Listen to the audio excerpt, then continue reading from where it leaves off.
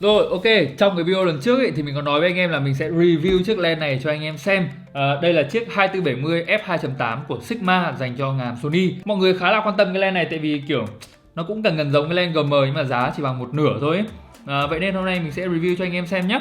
Tuy nhiên trước khi review thì có một vấn đề nhá, là trong video lần trước có một vài anh em comment hỏi là tại sao những cái hộp khác thì anh đập rồi anh ném mà riêng cái hộp Sigma 2470 này anh lại đặt một cách nhẹ nhàng như vậy.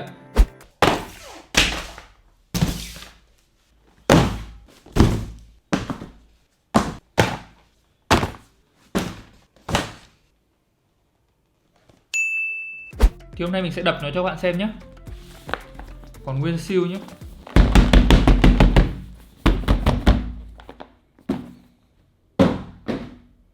Anh em ok chưa? Hài lòng rồi đúng không? Nếu mà hài lòng rồi ấy thì chúng ta bắt đầu review cái lens này nhá. Đi cho thôi.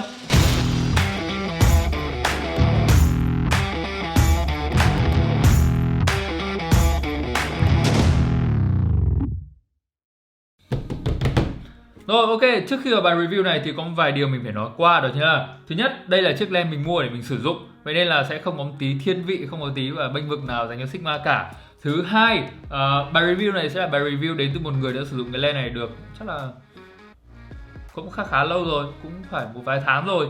Mình sẽ nói với anh em những cái gì được, những cái gì chưa được, trải nghiệm của mình từ chiếc lens này. Đây sẽ không phải bài review khoa học kiểu như là đi đo từng tí một, kiểu biểu đồ màu rồi các thứ. Mình không nghĩ là anh em cần biết đến những cái đấy. Tuy nhiên mình sẽ để ảnh sample chụp từ chiếc lens này cắm trên chiếc A7R4 và cắm trên chiếc A73 của mình ở dưới phần description. Anh em có thể đi xuống đấy và tải về xem thử nhé.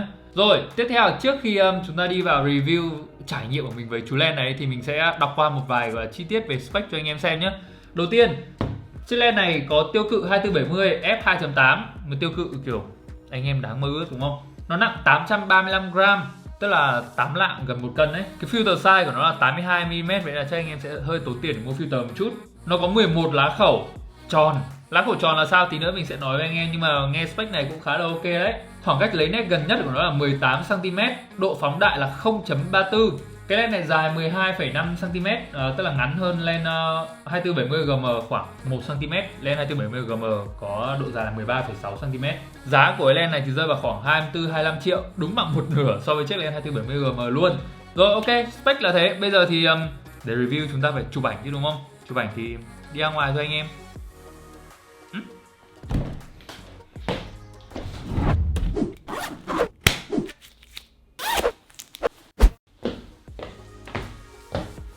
Ok, đi thôi.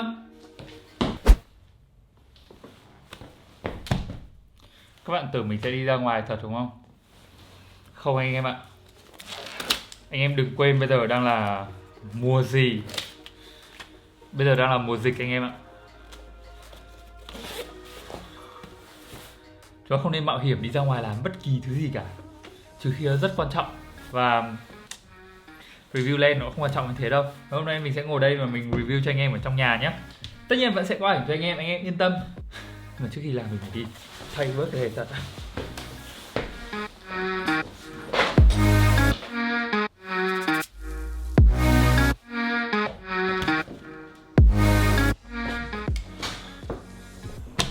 Rồi ok anh em nhớ nhá, ở nhà chúng ta không cần đi đâu. Nếu mà có phải ra ngoài thì hãy nhớ găng tay và khẩu trang. Về nhà phải rửa tay nữa nhé. Rồi đi vào review cái lens này thôi. Lần này review thật nhá, không đùa đâu. Rồi ok, đầu tiên chúng ta hãy nói về bề ngoài của cái lens này trước nhé. Thì cầm lên các bạn sẽ thấy ngay đây là một chiếc lens được build khá là tốt. Nó rất là chắc chắn và nó cũng khá là nặng. Nó nặng tận 8 lạng mấy, gần 1 cân mà. Các bạn cầm vào các bạn sẽ cảm thấy ngay là đây không phải lens build bằng nhựa. Gần như tất cả mọi thứ xung quanh nó đều được làm bằng kim loại. Từ cái ngàm ở phía trong này nhá cho đến cả cái thân ống kính. Ở trên thân ống kính thì nó có ngay tất cả thông tin chúng ta cần, ví dụ như là cái logo của dòng ạt ở ngay đây. Tiếp đến là 2470 f2.8 DG DN. Ở bên cạnh này thì chúng ta sẽ có nút chuyển AF MF, có một nút để gắn chức năng ở đây. Ở bên cạnh này chúng ta có cái nút lock ở đây để khóa ở vùng zoom của lens. Cấu tạo của cái lens này nhìn ở bên ngoài thì nó có đầy đủ các tính năng như chiếc lens GM, nó cũng có từng đáy nút, từng đáy vòng. Tuy nhiên nó hơi khác chiếc 2470GM một chút là nếu ở trên những chiếc lens của Sony nói chung và 2470GM nói riêng nhé, thì các bạn sẽ vặn theo cái chiều kiểu kim đồng hồ để các bạn có thể zoom ra. thì ở đây các bạn lại phải vặn ngược chiều kim đồng hồ để các bạn có thể zoom chiếc lens này. Điều này đối với mình thì nó cũng không phải vấn đề lắm, nhưng tất nhiên đối với những người mà kiểu dùng lens Sony lâu năm, dùng kiểu máy Sony đã quen rồi ấy, thì rất có thể khi đi chụp các bạn cần kiểu phản ứng nhanh ấy, thì chắc chắn các bạn sẽ vặn nhầm cái vòng zoom này đấy, kiểu như là vặn mãi tại sao không thấy nó zoom ra, chết rồi. Ngoài vòng zoom ra thì cái vòng cao su thứ hai trên chiếc lens này là chiếc vòng lấy nét, thì mình khá thích cái vòng lấy nét này nhá, tại vì nó rất là mượt, không hiểu sao nhưng mà cái vòng zoom này thì nó khá là chặt, nhưng riêng cái vòng lấy nét này thì nó lại khá là thoải mái, vặn rất là êm. Cái này thì nó giống như ở trên chiếc lens 14-24 trước đây mình đã từng review, cái vòng zoom ở trên chiếc lens 14-24 đấy thì nó cũng khá là chặt, nhưng đến cái vòng lấy nét thì nó vặn lại khá là mượt. Ngoài cái ra thì sẽ đến một vài cái khác, ví dụ như là cái hút này của chiếc lens này thì tất nhiên nó không thể nào cao cấp được như của 24-70mm rồi, nó được làm bằng nhựa, ở trong này nó cũng không có lớp lót nhung, tuy nhiên ở phía bên ngoài này nó lại có một cái phần cao su ở đây, chắc là để mọi người kiểu sờ vào đây kiểu vặn cho nó dễ. Ngoài ra chúng ta cũng có một cái nút ở trên cái hút của cái lens để khi các bạn vặn vào rồi các bạn sẽ khó vặn ra, chỉ có khi bấm vào cái nút này rồi thì nó mới ra ở đây thôi. Gần hết phía bên ngoài rồi đấy. Tiếp theo đến cái thấu kính ở phía trước, tháo cái hút lens ra chúng ta sẽ thấy cái thấu kính ở đây. Đây là một thấu kính 82mm như mình đã nói với các bạn rồi. Nó cùng phi với cả 24-70mm hay 16-35mm, thế nên các bạn sẽ hơi tốn tiền mua filter một tí để lắp lên trên cái thấu kính này đấy. Nói chung về đặc điểm bên ngoài chiếc lens này thì mình không có gì để chê cả, nó cầm khá là chắc tay, build bằng sắt. Tuy nhiên lại có một điểm mình không thích lắm, đó chính là ở cái vòng zoom này. Không hiểu có phải là tại vì cái lens này của mình mới nên cái vòng zoom này hơi dính hay không, nhưng mà kiểu mình thấy nó khá là dễ dính bẩn. Khá nhiều bụi đã bắt đầu dính lên trên cái vòng zoom này rồi. Và như các bạn biết đấy, với những cái vòng cao su này khi mà nó dính bụi bẩn lên ấy thì các bạn sẽ nhìn cả cái lens màu đen này nhá, nhưng cái vòng cao su vì nó dính bụi bẩn lên nó lại thành màu hơi ghi. Còn gì ở bên ngoài nữa không nhỉ? Còn một vấn đề nữa, đó chính là trước đây khi Sigma bắt đầu ra những cái lens cho ngàm Sony E ấy, thì có khá nhiều người bảo mình là hơi ghét, tại vì ví dụ như là chiếc nếu mình nhớ không nhầm thì chiếc 35f1.4 của Sigma, cái phần đít lens này nó rất là dài, kiểu chắc phải gấp rưỡi cái đít lens này mất. Còn đến bây giờ từ chiếc 35f1.2 này hay là ví dụ đến chiếc 24-70 này, cái phần đít nó đã ngắn lại rồi, chính là vì họ đã làm lại toàn bộ thiết kế ở bên trong của cái lens này dành cho ngàm Sony E. Thế là anh em thoải mái nhá, chiếc lens này nó không còn xấu quá và nó không còn kiểu như bị thừa đít ra như hồi xưa đâu. Và vậy thôi, đó là phía bên ngoài của lens. Bây giờ chúng ta sẽ đi sâu ở bên trong một chút xem nó thế nào nhé. Và vì chúng ta không được ra ngoài, mình nghĩ là mình sẽ thay cái lens này lên cái máy A73 của mình đang quay ở đây, xem nó làm việc như thế nào nhé. Đợi mình tí. Rồi, ok, mình đã đổi sang chiếc 24-70mm. Nhầm, 24-70 f2.8 của Sigma. Với cái góc 24 này thì nó hơi chật hơn cái góc 16 vừa rồi mình quay một chút, vậy nên là mình phải đẩy cái máy nó ra xa khỏi mình. Cái mic ở trên máy nó cũng bị ra xa một tí, vậy là không biết âm thanh như thế nào thì các bạn ở comment ở dưới cho mình biết với nhá. Rồi, ok, đó là về vấn đề vlog. Nhưng mà về chụp ảnh thì sao? Tại vì mình tin sẽ có nhiều người thích mua chiếc lens này để chụp ảnh, cũng giống như mình vậy. Trước đây khi mình dùng một chiếc lens 16-35 và một chiếc 85 ấy, nhiều lúc mình muốn chụp hơi zoom xa ra một tí thì mình sẽ phải thay chiếc 16-35 và cắm cái 85 vào. Tuy nhiên sau một thời gian mình cảm thấy kiểu như thế nó hơi mệt quá ấy, mình quyết định đổi sang chiếc 24-70 này. Khi mà mình cần chụp rộng mình đã có 24mm, nhưng khi là mình cần zoom sâu vào một tí, ví dụ như là chụp mặt trời kiểu qua lùm cây các thứ ấy, thì mình có thể zoom ngay ra đến 70. Nhiều lúc với chiếc máy Sony A73 mình phải bật lên crop mode nữa, vậy là 70 nhân với 1.5 là nó sẽ lên khoảng 100mm. Lúc này với cái lens 24-70 thôi mình đã có tiêu cự là từ khoảng 24 cho đến 100. Nó dễ dàng hơn rất nhiều trong việc khi các bạn đi di chuyển, các bạn đang travel chụp ảnh các thứ ở ngoài. Các bạn sẽ không cần phải đặt cái túi máy ảnh xuống, thay lens này ra, thay lens kia vào. Đối với mình đây đã là một điểm kiểu rất có lợi của chiếc lens 24-70 này. Nếu các bạn hỏi mình về việc lấy nét ở chiếc Sigma này ở trên máy Sony thì sao, thì mình cũng đã nói một vài lần rồi, đó chính là với máy ảnh Sony họ mở cái mã nguồn của ngàm ra để cho tất cả những hãng thứ ba khác có thể thoải mái làm ống kính cho họ. Khác với ngày xưa khi Sigma làm ống kính cho Canon hay Nikon thì họ phải nghiên cứu ngược lại về cái ngàm của cái máy ảnh đấy như thế nào để có thể làm ra một cái ống kính. Lúc đấy thì cái tốc độ lấy nét nó sẽ không được tốt cho lắm. Tuy nhiên với Sony thì cái Sigma 24-70 f2.8 này mình thấy nó lấy nét hoàn toàn ok. Các bạn có thể nhìn thử ảnh ở đây nhé. Mình chụp khi trời khá là tối và ISO nó hơi cao một chút, anh em thông cảm nhé. Tuy nhiên nó lấy nét chủ thể chúng ta vẫn rất là ok. Mình vẫn thấy nó tracking theo mặt lấy nét mắt bình thường khi chúng ta chụp ảnh, không có vấn đề gì hết. Vậy nên anh em có thể yên tâm về việc lấy nét của chiếc ống kính này với việc chụp ảnh. Tuy nhiên với việc quay video thì sao? Như anh em đang thấy từ nãy đến giờ nó bị hunting tí nào ở đằng trước đằng sau không? Thêm về nữa, khi mình cắm chiếc ống kính này lên những đời máy mới hơn khi đang quay video ấy thì mình thấy nó cũng lấy nét hoàn toàn bình thường. Việc chuyển nét của nó từ xa về gần mình cũng thấy nó khá là mượt, không có vấn đề gì. Tuy nhiên nó lại gặp vấn đề một chút khi các bạn lấy nét ngược sáng. Với những trải nghiệm của mình trước đây mình đã từng được sử dụng chiếc 2470GM rồi, thì việc lấy nét ngược sáng hay là đúng sáng hay bất kỳ loại ánh sáng nào ấy thì 2470GM làm việc vẫn rất tốt. Còn với chiếc lens Sigma này chắc là sẽ theo được khoảng đến 90-95% khả năng lấy nét của 2470GM. Ví dụ như ở trong phần lấy nét ngược sáng ở đây các bạn có thể xem nhé. Thỉnh thoảng nó vẫn trượt ra một tí ti nhưng mà nó vẫn nhận được mặt mình và nó chuyển nét về, cũng trông khá là mượt đúng không?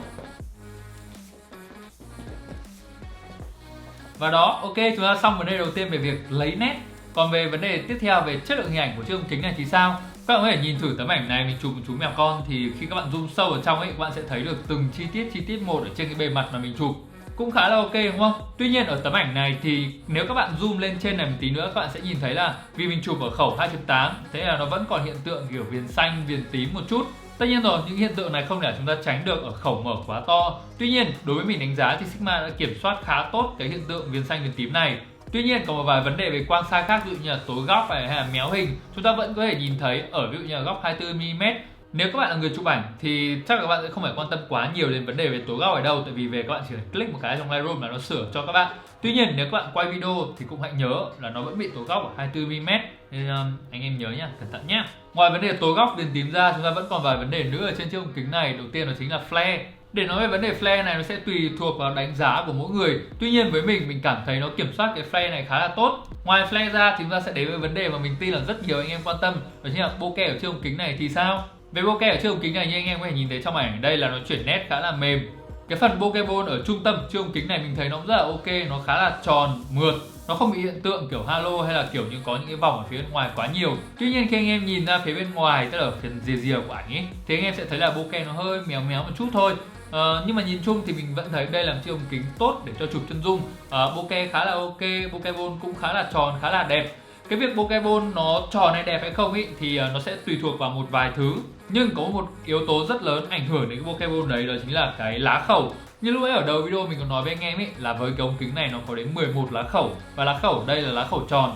Nếu anh em nhìn ở những ống kính cổ ngày xưa ấy thì nó chỉ có khoảng một vài lá khẩu thôi, ví dụ 8 lá khẩu chẳng hạn. Thì cái bokeh khi anh em chụp ra rất có thể nó sẽ có hình bát giác hay là lục giác gì đó. Thêm vào đó là những cái lá khẩu ở trong ống kính ngày xưa hay ở trong những ống kính mà nó rẻ tiền hơn một chút ý, thì nó không được làm tròn như trên chiếc ống kính cao cấp này. Cái việc làm tròn những cái lá khẩu đi và có nhiều lá khẩu hơn ý, nó sẽ làm cho cái bokeh bone của bạn trông đẹp hơn khá là nhiều đấy. Và đó, chiếc ống kính này ok. Rồi vậy chúng ta đi qua gần hết những vấn đề về quang học rồi nhá. Nhưng mà đến đây có một thứ nữa mình muốn nói với các bạn mà mình phải show ảnh các bạn xem nhá.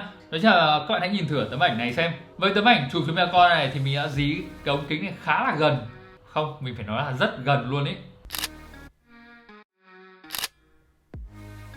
Đây chính là điểm mà nó lợi hơn chiếc 2470GM một chút. Đó chính là với chiếc ống kính Sigma này các bạn có thể dí gần ở cái khoảng cách là 18cm khi các bạn zoom ở 24, và khi các bạn zoom đến 70mm thì nó có thể dí gần ở khoảng cách lấy nét tối thiểu là 38cm. Với cái khoảng cách là tiêu cự như vậy thì mình không nghĩ là mọi người sẽ đánh giá đây là một lens macro. Nhưng đối với mình, khi mình quay video rất có nhiều lúc mình phải quay những cái chi tiết nhỏ ở phía trên, gọi là một cái ống kính hay một cái máy ảnh nào đấy, thì cái việc đấy mình không làm được với 2470GM. Và với chiếc lens này mình lại làm được. Đó chính là điểm quyết định tại sao mình mua chiếc lens này thay cho chiếc 2470GM. Còn một điểm nữa đó chính là mình chỉ có 2 quả thận thôi anh em ạ. Nó cắt bớt một quả đi thì cũng hơi mệt đấy. Và rồi, đó là gần như tất cả mọi thứ mình cảm thấy về chiếc lens này. Đây là một chiếc lens có build quality tốt này, chất lượng hình ảnh rất ok, khá đầy đủ phụ kiện đi theo. Nói về phụ kiện đi theo,